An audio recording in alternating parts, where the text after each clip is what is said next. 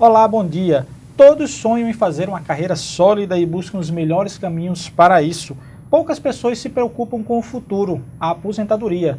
São mitos e preconceitos que tentaremos desmistificar no programa Diálogo Plural de hoje.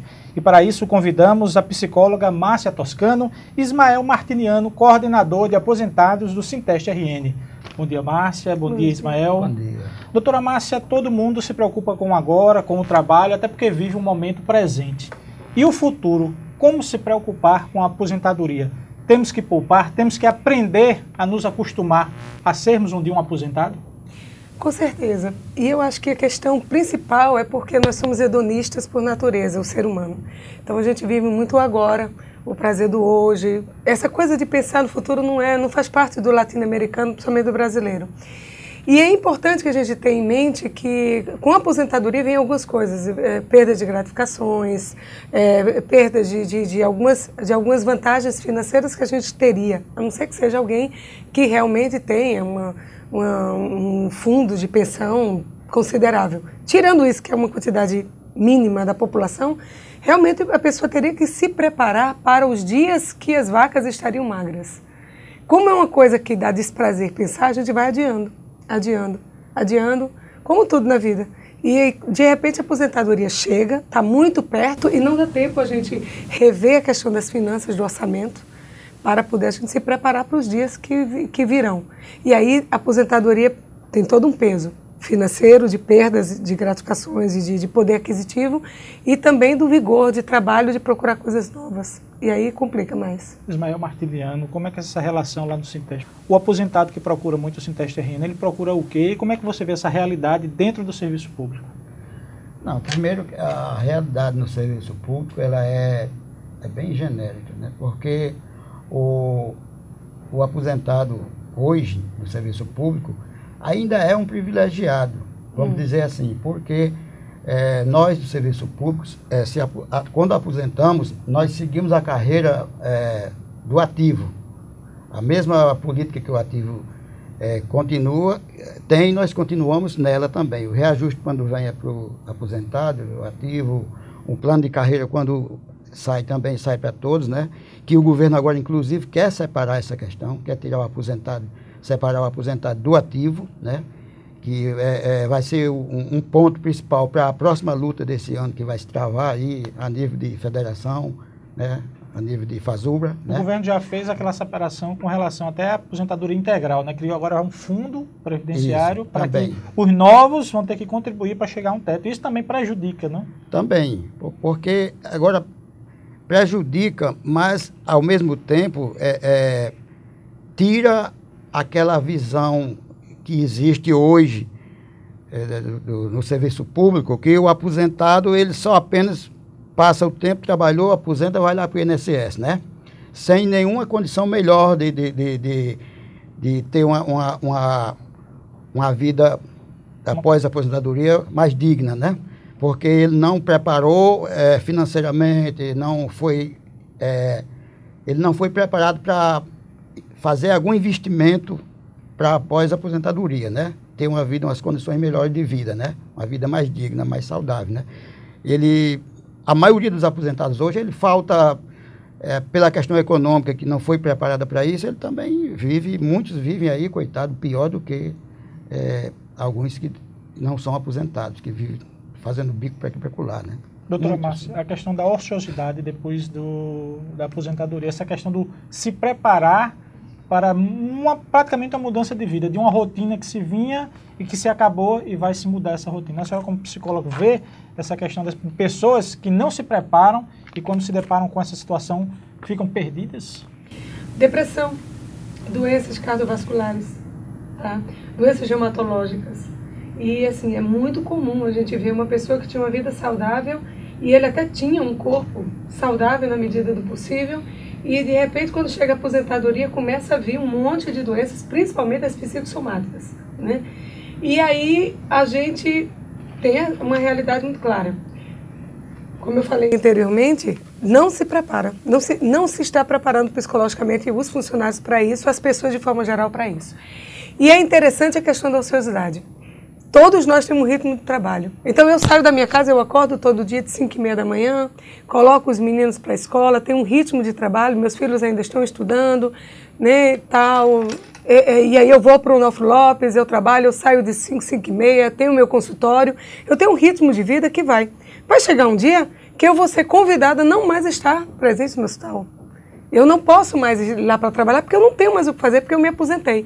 Então, se isso não for uma coisa preparada na minha cabeça, e aí eu estou generalizando para a cabeça de todos, meus dias serão ociosos e eu não terei o que fazer.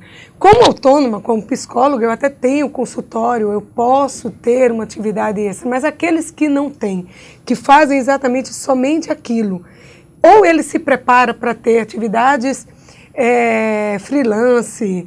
Eu sempre estimulo as pessoas, quando eu converso com elas sobre isso, você tem muita coisa que você pode fazer pelo outro. Você pode pegar o seu tempo livre agora, não mais escravo de um ponto, não mais escravo de um regime de trabalho, mas eu posso ser freelance segunda, quarta e sexta, eu vou fazer assistência, eu vou fazer consultoria, dentro daquilo que eu sei. Eu sou pedreiro, vou fazer consultoria, eu posso ser útil, eu sou carpinteiro, eu posso ser útil, eu sou psicólogo, eu posso ser útil, eu sou médico, eu sou faxineiro, não importa a minha profissão. Dentro da minha profissão, eu tenho que encontrar algo para continuar fazendo, só que numa mentalidade diferente. Agora o tempo é meu. E eu rejo esse meu tempo. Então, se você negocia com isso, você começa a sentir os benefícios de estar livre. Livre de um rigor, de um ponto que vai lhe dar falta, de um chefe que vai lhe cobrar, de um salário que pode vir a menor porque você não veio, ou de uma punição, sei lá o quê. Eu agora sou dono do meu tempo. E aí a coisa se reverte. Aí você passa a ser dono da sua vida com mais propriedade. É só mudar como a forma vê a coisa. Mas isso, concordo, teria que ser pensado antes. E pensado quando se eu vou me aposentar aos 55 anos, eu tenho que começar a pensar nisso aos 50 anos de serviço. Porque 5 anos passam muito rápido para eu mudar toda uma história. E aí é isso que nós não estamos preparados. Ismael, o que é que o Sinteste, você que se dá diretamente com os aposentados, quais são as atividades que o Sinteste faz com o aposentado, além da informação que ele presta, as lutas que ele faz? Bom, a principal atividade que o sindicato faz com os aposentados é tentar envolvê-los na luta que nós travamos no dia a dia. Porque quando nós fazemos uma luta, por exemplo, para melhorar um plano de cargo e salário que nós temos, essa luta também é do aposentado, não é só dos ativos, porque o que vier para nós vem para eles, né? Então, esse é o primeiro passo. O segundo, o sindicato tem trabalhado mais assim, de 9 anos para cá, 10 anos para cá, tem investido bastante na questão do aposentado, com cursos de seminários sobre qualidade de vida, encontros, lazer, essa coisa, né? Que não foi ainda, apenas iniciou esse trabalho, mas a intenção é continuar fazendo essa política com os aposentados, porque a universidade que deveria, ao longo dos anos, tivesse feito, vamos dizer assim, o serviço público em geral com os aposentados, era prepará-lo para a aposentadoria, como colocou a doutora Márcia, né? Ter preparado o aposentado para ele, quando saísse, passasse para a idade, terceira idade na sua aposentadoria, ele ter uma qualidade de vida bem melhor em todos os aspectos, né? Psicológico, econômico, social e tudo mais. Ao passo que isso não acontece. Então, a gente tem trabalhado nessa linha, nesse caminho. Nós vamos agora para um pequeno intervalo e vou deixar uma perguntinha para a doutora Márcia responder no próximo bloco. Como se preparar? A gente falou na questão da idade, de ter se preparado no passado, mas como, digamos assim, uma receita para se preparar para a chegada da terceira idade da aposentadoria. Nós voltamos em 1 minuto.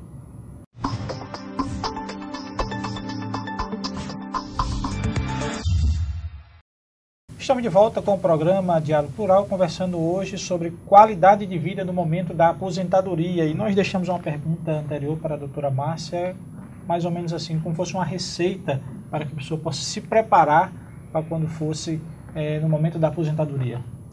Perguntinha complicada essa, né? Porque receita, se tivesse uma receita de bolo, a gente não tinha 1/3 dos problemas que a gente tem hoje. Mas vou tentar responder.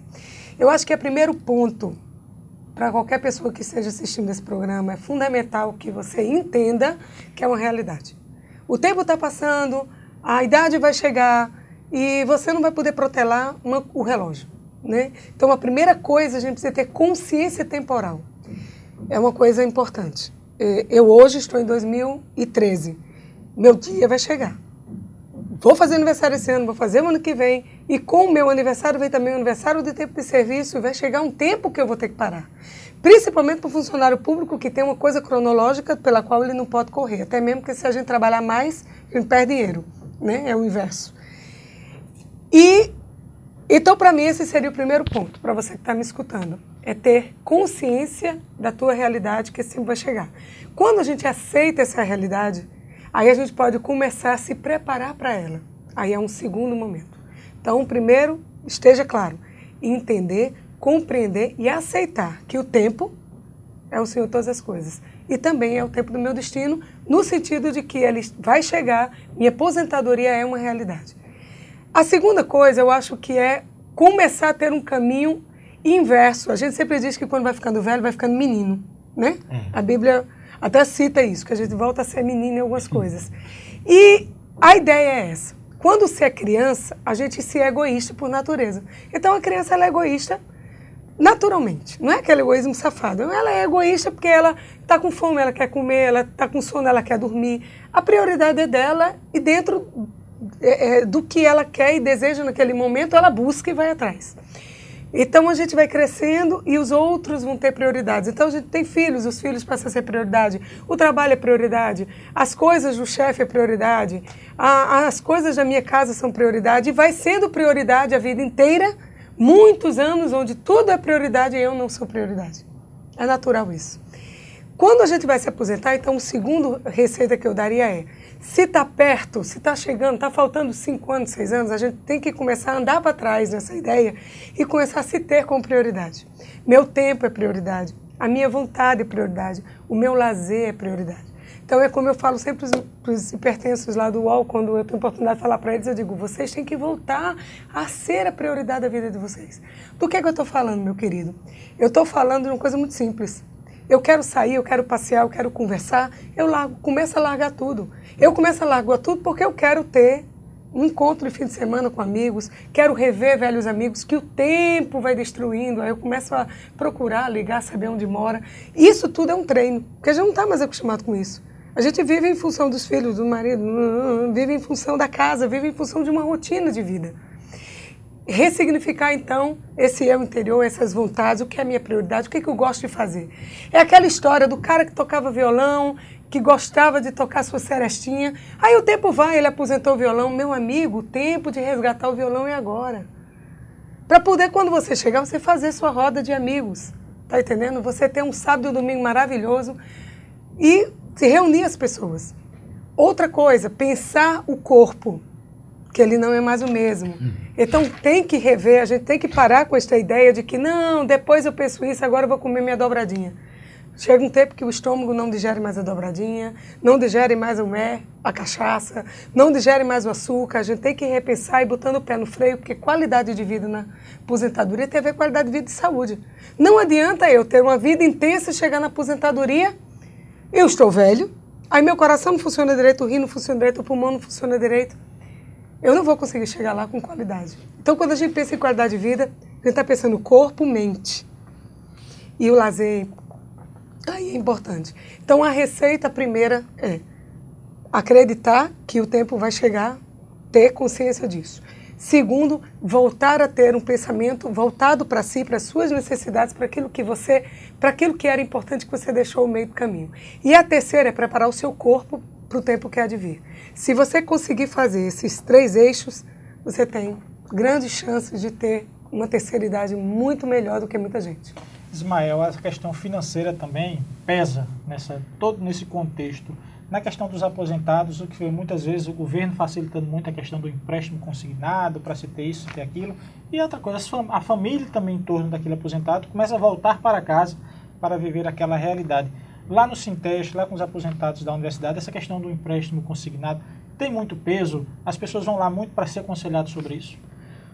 Olha, a princípio eu quero iniciar colocando que concordo com tudo que a doutora Márcia falou. Agora, para isso, para ter essa qualidade de vida, mesmo que ele tenha se preparado lá na ativa para isso, mas se ele não procurou se preparar economicamente para ter essas condições, infelizmente é o grande problema hoje que não acontece com a maioria dos aposentados de hoje.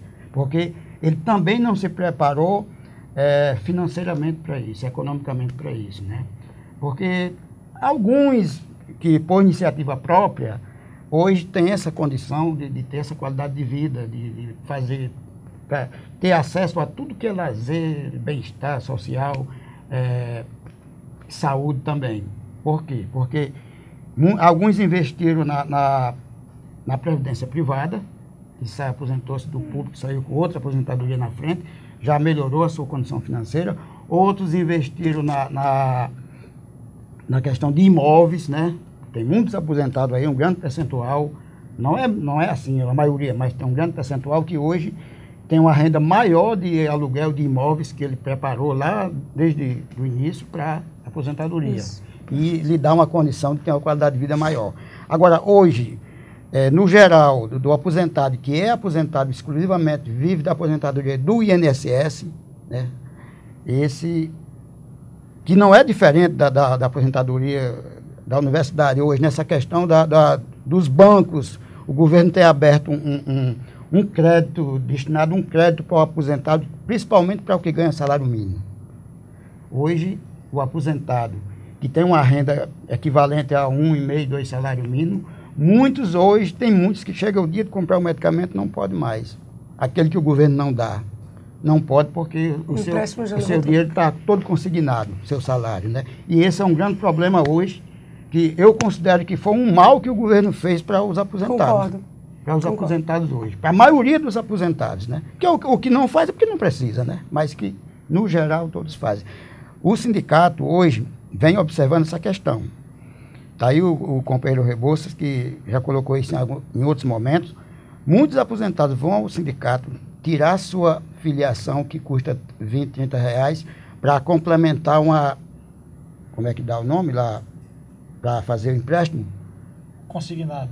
Sim, para consignar o empréstimo, porque o saldo que ele tem é pequeno, com 20, 30 reais a mais, ele pode fazer um empréstimo maior. Então, muitos vão ao sindicato hoje à procura disso, infelizmente, né?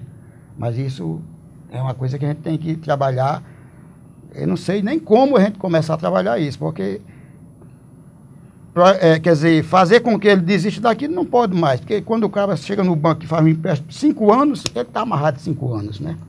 60 meses. Então, ele vai passar 60 meses sofrendo dessa mesma forma. Posso complementar só uma coisa? Bom, a gente vai com um pequeno intervalo e no próximo bloco a gente complementa essa questão financeira que gira em torno do aposentado, que ele passa, digamos assim, a ser o centro, volta a ser o centro da família, com a carga financeira muito maior, e aí não consegue desenvolver as suas atividades. Nós voltamos em um minuto.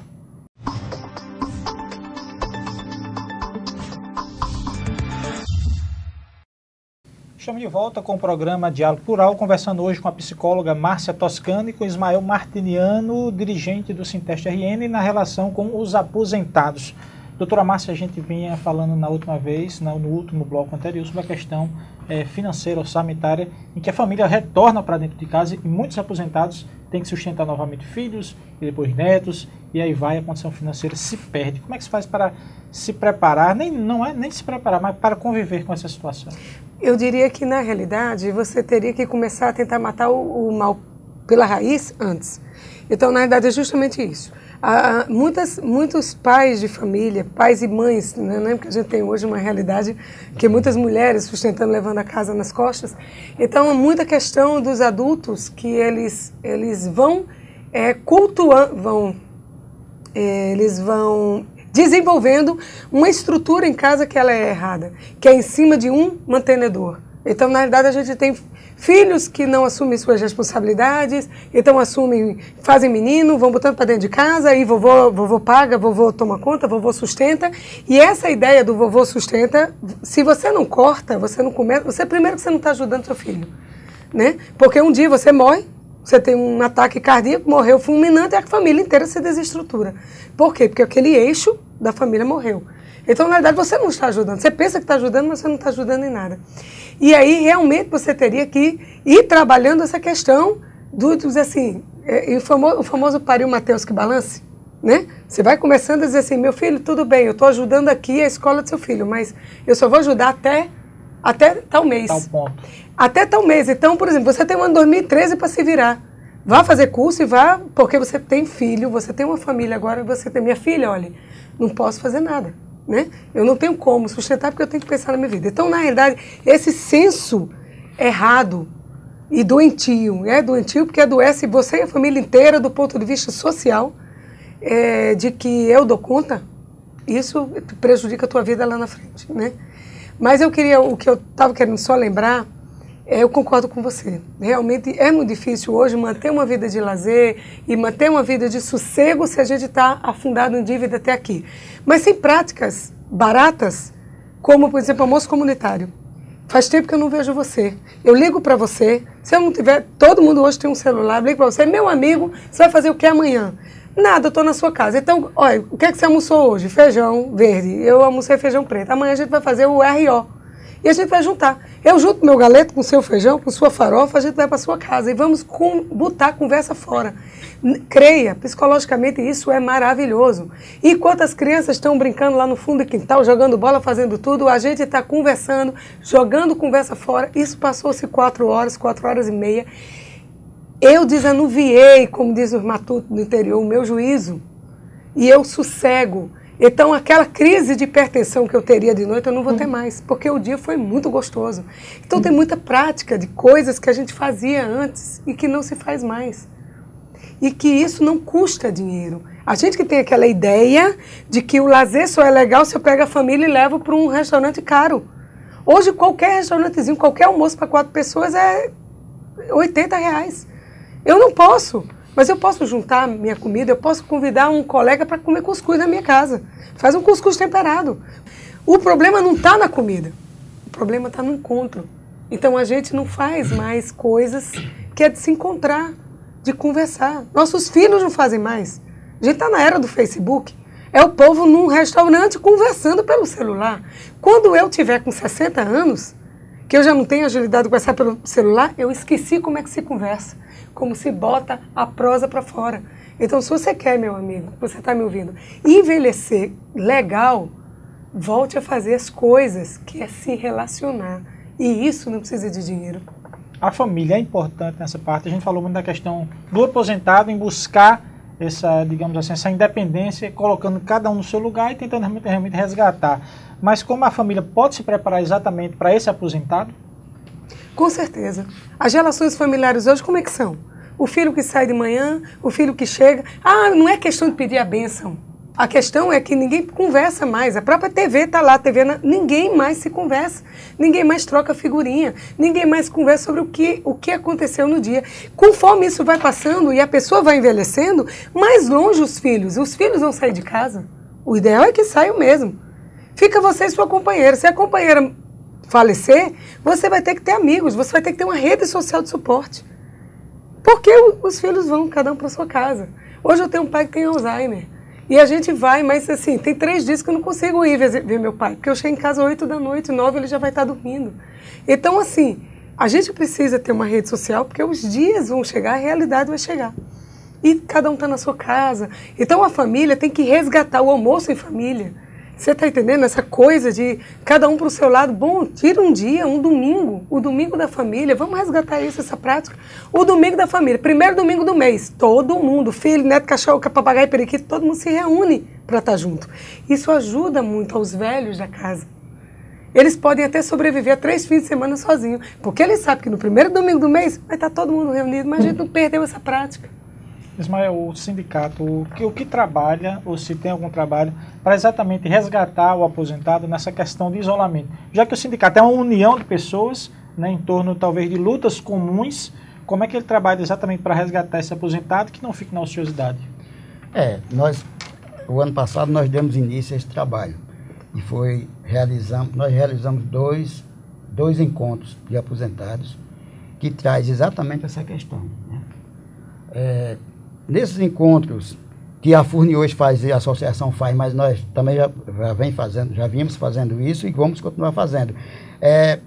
Eu cheguei a detectar que no primeiro encontro nós encontramos aposentados que fazia 10 anos, 10, 12 anos que não se encontravam, não se viam. Talvez até achavam que estava morto, alguém tinha morrido, né? Então, essa é uma forma da gente resgatar as pessoas, né, para se juntarem naquele dia e se confraternizarem, né? Agora, a questão que a doutora Márcia falou, eu tenho observado isso e tenho colocado muito uma frase que eu ouvi de Dercy Gonçalves, que existe uma hipocrisia muito grande na sociedade, que só se deseja Feliz Natal, Feliz Ano Novo no final do ano e no início do outro ano. Pelo menos na minha família, todo ano existe isso, aquele jantar de confraternização, famílias e amigos de todo mundo, né? Quer dizer, passou aquilo, acabou, ninguém faz mais, né? E podia se continuar fazendo isso realmente, né? A família mesmo trabalha isso, despertar para isso, mas acho que é uma questão até do tempo. O tempo do Facebook, né? É muita coisa aí que não dá, as pessoas não preferem isso, né?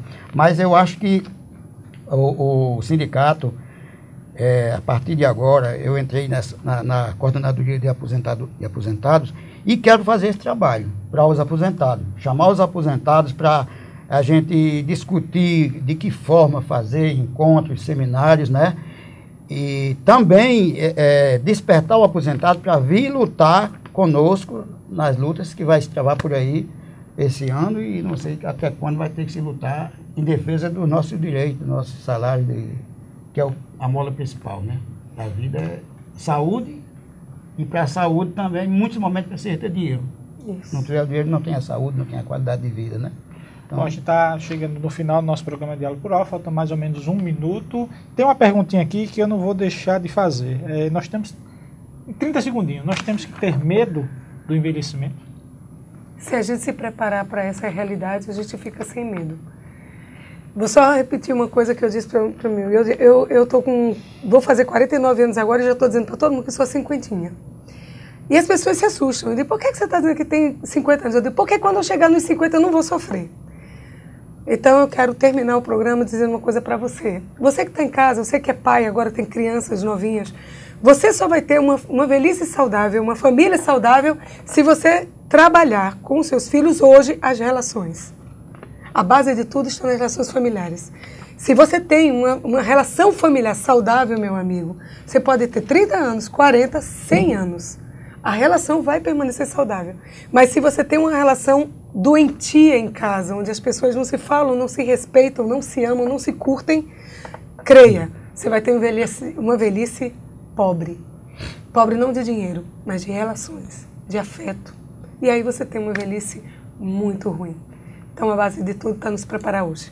Queremos agradecer a presença da doutora Márcia Toscano, que é psicóloga, e Ismael Martiniano, que é dirigente do Sinteste com relação aos aposentados. Se você quiser mais informações dos nossos programas, acompanhe no @SintesteRN, que é o nosso Twitter, no nosso site, que é o www.sintesterrn.org.br, ou na nossa página do Facebook, que é facebook.com/SintesteRN. Até o próximo sábado.